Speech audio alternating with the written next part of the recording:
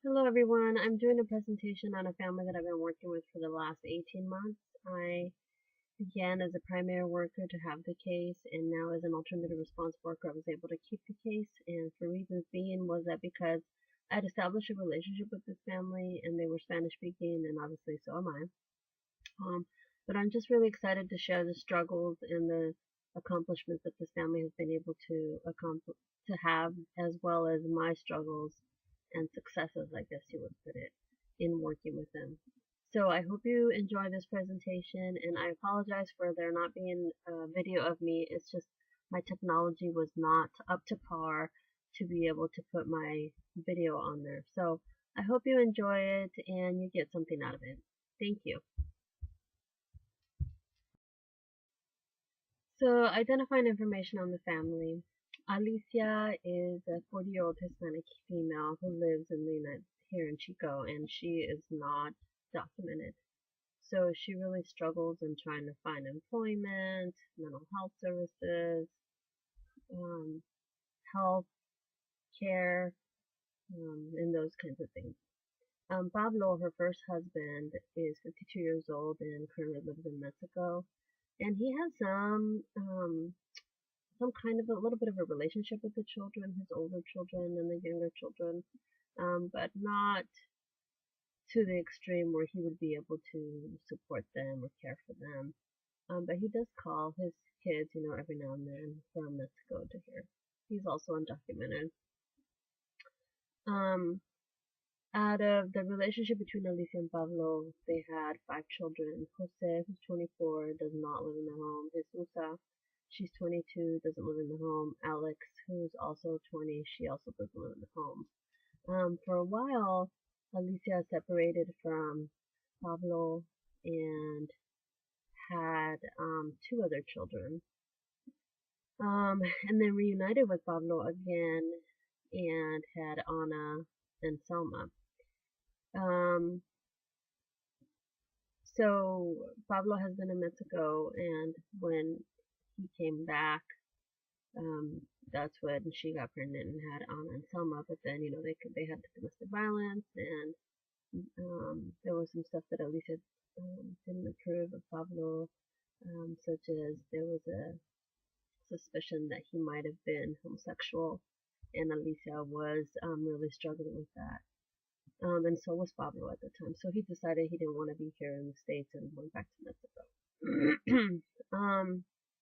In between the first time that they broke up, Alicia got together with Thomas Sr. Thomas, and together they had Thomas, who's now 15. Thomas Sr. is currently in prison because he molested the 3 oldest children in the home, Jose, Jesus, and Alex. And we have a report where actually law enforcement informed us about that, and we were able to not really intervene because mom was taking care of the kids and was doing what she needed to do in order to protect them. So after that relationship, she had an affair, or not an affair, but a brief relationship with Bernardo, who we don't know how old he is at this time because we don't know his whereabouts are, and she said she only, had a relationship with him for a couple of weeks, so she doesn't really remember his birthday and those kinds of things. But as a result of that relationship, Soraya was born. I guess he was in and out of her life during that time and was able to see Soraya when she was born, and she states that he really cared for her and was excited to have her, but now no longer has a relationship with her. And then last but not least, we have Joel, who is currently in the home, and together they have 10-month-old Susie, who is not a dependent of her court. Out of all the children are U.S. citizens. All the fathers are not. I think except for Thomas. Thomas Sr., I believe, is a citizen. So that's a little bit of identifying information on the family. Currently, I'm only working with Alicia, Ana, Selma, Soria, Susie, and Joel, and sometimes Thomas, 15-year-old Thomas, who is actually right now involved in a gang and is wanted by probation, so he's kind of on the run right now. So that's a little bit of the family.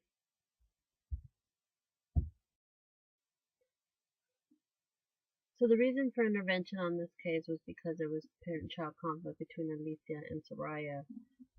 The night before Soraya and her sisters were detained, they Alicia and Soraya had gotten in an altercation where Alicia had bit Soraya in the lips and on the knee and had punched her and choked her and was stating that Soraya was involved in witchcraft, that she was working for the government to put her mother away, and that her whole family was against her, and that there was cameras all over the house. So there was a lot of mental health stuff going on as well, in addition to the substance abuse. Soraya was interviewed at the school. She was fearful about going home, so at that point, the two other sisters were also interviewed and collaborated the same information that Soraya did. So police weren't called, and the police decided to detain the children. So all three children were detained in the home. When Alicia couldn't be found at the time of detention, to notice her of the detention, and so we connected with a relative who was a maternal grandmother to see if she knew where Alicia was, or if we could possibly place the children in her care. And at that point, the maternal grandmother had stated no, she didn't want the children because she was tired of dealing with Alicia's mental health and her, substance use and, all the issues that had come up. In addition, it appeared that the maternal grandmother had already dealt with some of her other grandchildren, and she said she was tired of taking care of kids and she was going to go to Mexico to retire. So we couldn't place the children there. Then we finally located mom, Alicia, and she confirmed the allegations and also once again stated that we were against her and that that this wasn't fair, but that she loved her children and she was able to still, go to the hearing and be a part of the process. There was a maternal aunt that applied for placement who was undocumented, her and her husband.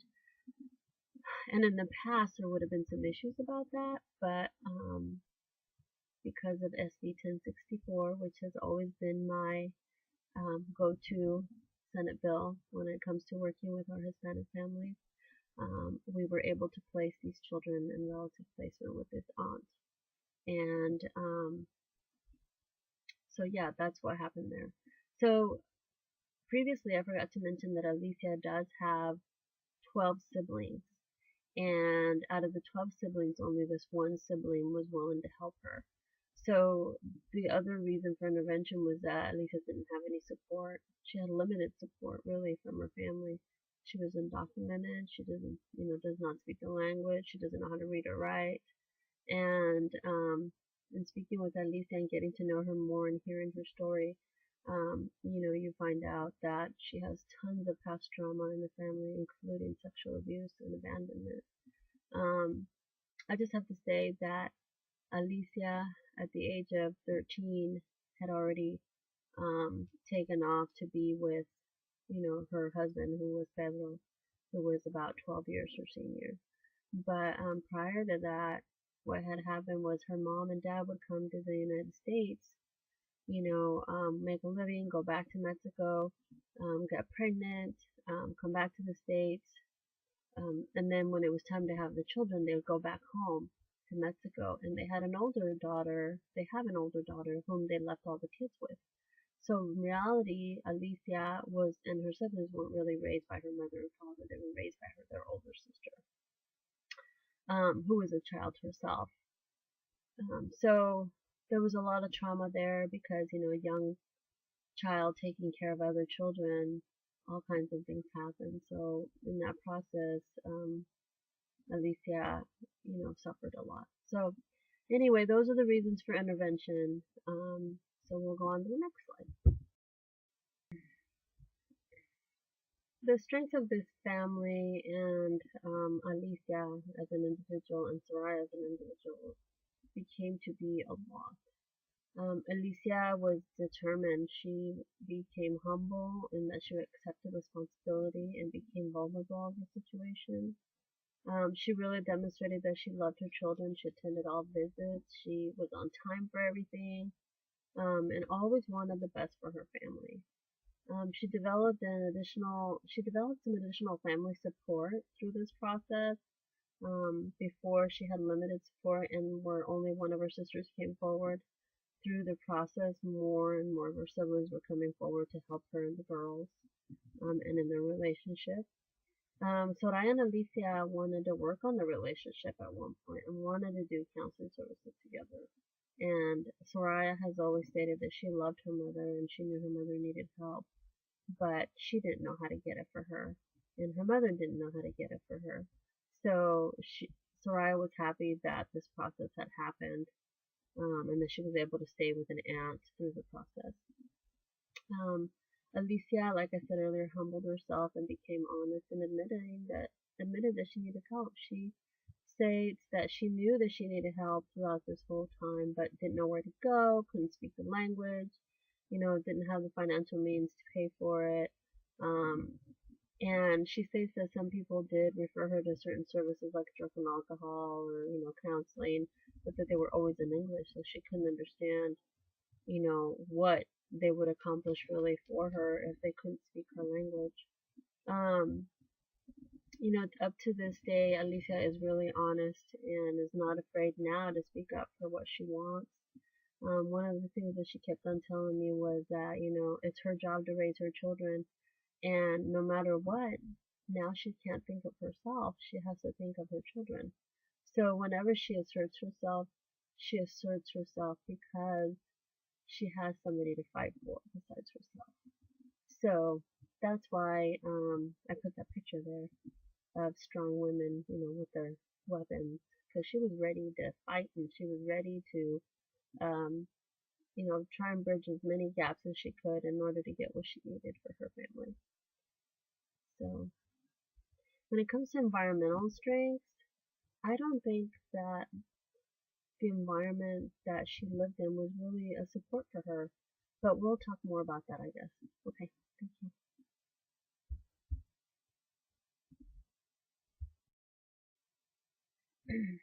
My role in working with this family was I was the family reunification worker, the ongoing worker, and now I'm the family maintenance worker. So my job is to make sure that the family gets the appropriate services that they need in order to help them reunify. Um, One of the things that I uh, did, as I mentioned earlier, was that I refer family to appropriate services that they might have need. This would mean Alicia and the girls, Soraya, Amelia, I'm sorry, Anna and Selma. Um, my role was also find um, bilingual services because that was something that this family really needed. I also work with Soraya, Anna, and Selma to prepare them to go home. Um, and that was kind of fun to work with Soraya, especially because she had, um, well, and continues to have some mental health issues, but just trying to navigate that system with her was interesting. And yeah, so I really enjoyed working with the girls. And to also continue to support the family through this process. I also helped to uh, help the mother to develop more support systems um, besides her family, for her to look outside the family and develop some other networking.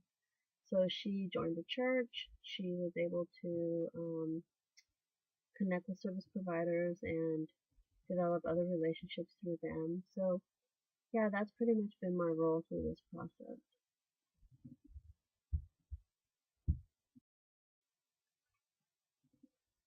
I think one of the reasons that Alicia developed a trusting relationship with me was because of where we came from, us being alike. In order to gain her trust, I did share some family experiences with her, relating to her being undocumented and not speaking the language. Sharing with her what my parents went through, um, I think really helped develop a relationship between us.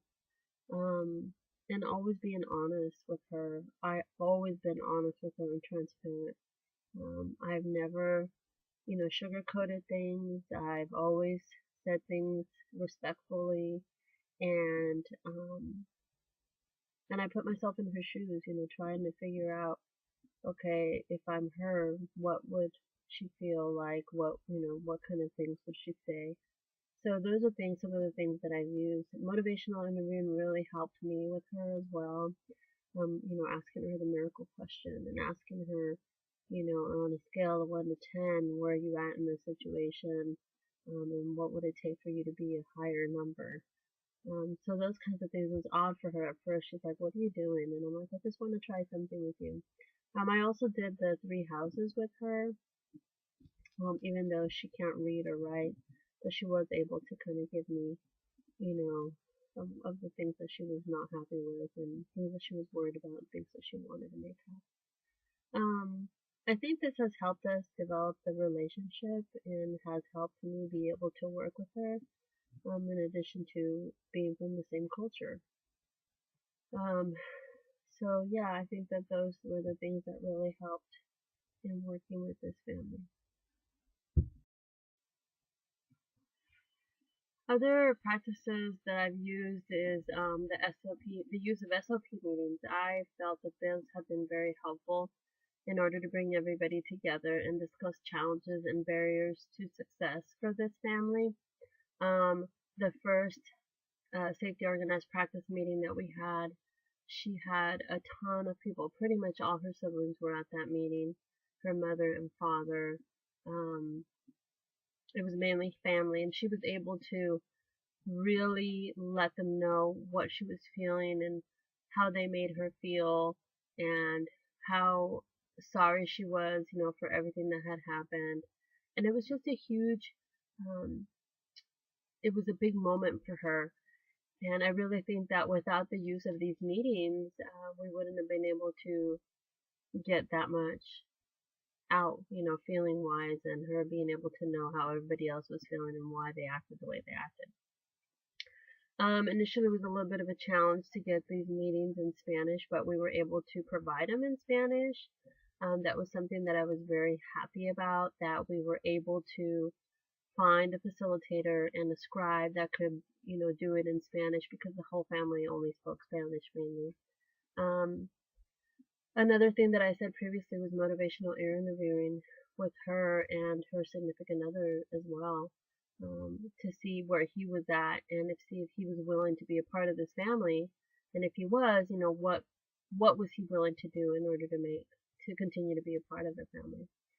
Um, Also, the other things that I used was, even though I'm no longer a primary worker, um, and I'm an alternative response worker, if I find services that are beneficial to families in the alternative response unit, I still connect her to those services because I think that as much support as she has for her family, while we're no longer in the picture, the better this family will do in the long run.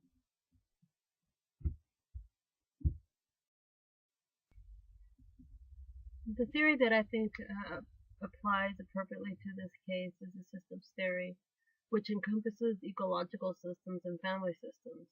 As Alicia's behavior affected everyone in the household, from her immediate family to her extended family, this created a lack of boundaries, unclear roles, lack of communication, and lack of family positive function.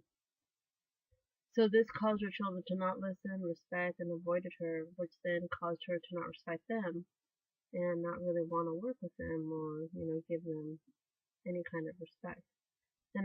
So this kind of created problems in her community as she became involved with the courts and the child welfare system. And it also created problems for her in the Hispanic community because a lot of people know her and spoke ill of her and were no longer a support for her. So the small amount of people that she did interact with no longer wanted to be in her circle. So I think the systems theory applies well to her case. The challenges that I've encountered with this family has mainly been with the system and trying to obtain services for them. The mother needed drug and alcohol counseling, individual counseling, family counseling, um, parenting classes. These are all things that they needed and she wanted really bad. So it was really challenging in trying to obtain drug and alcohol services because here in our community we really don't have any that speak the language. So I was able to get her a group out of Glenn County. However, that group, the participants were all Spanish speaking, but the clinician was only English speaking. So they had to have an interpreter. But I figured, at least the participants all spoke the same language and she could have a connection with them compared to going to an all English speaking class and only have an interpreter. The other thing that was available for drug and alcohol services was AA meetings in Spanish. However, she had a substance use such as, her drug of choice was methamphetamine. So in order to get her help for that, she should have been able to attend NA, but unfortunately there was no Spanish speaking NA classes. So she still went to the AA meetings, stated she did get some things out of it, but she really preferred to go to the group in Glenn County. The other thing that I'm really grateful for is we were able to get her and the family speaking Spanish speaking rap services, where they have a parent partner, they have a clinician and a counselor involved. And I'm so happy with this team because not too long ago, Soraya was 5150 and had to go to the hospital and was admitted in Sacramento. And this group really helped the family out. So I was really grateful for that mom is able to have this service in place even after we're out of the picture. So the clinician speaks Spanish, the counselor speaks Spanish, and the parent partner speaks Spanish. So it's a team that is going to continue to work with the family. So yes, those have been some of the struggles that I've really encountered. Another huge struggle is mom is still undocumented. I did connect her with a immigration attorney that is new here in town, and I really put myself out there to try and connect with him to try and get some services for our Hispanic families. And she was able to meet with him, but unfortunately because she has some criminal history, she was not able to get her citizenship or her paperwork yet. So another challenge right now is that she is now, as of now, they're starting to look at her criminal charges from this incident. So I don't know what's going to happen. She did spend part of the day at the jail one day when she went to turn herself in after she found out she had a warrant out for her arrest because of the incident. She didn't show up for court. So she was able to take care of that. And she stated that the judge at one point wanted to take her children away. She's like, no, judge. She said, I was so scared to raise my hand, but I rose my hand and I said, Your Honor, my children are home with me. Please don't take my children away. And that the judge changed her mind and just told her that she needed to be kind and gentle to her children. So yes, those are the many incidents that we've had in challenges that I have had in working with this family, just trying to navigate the system to get her the appropriate services.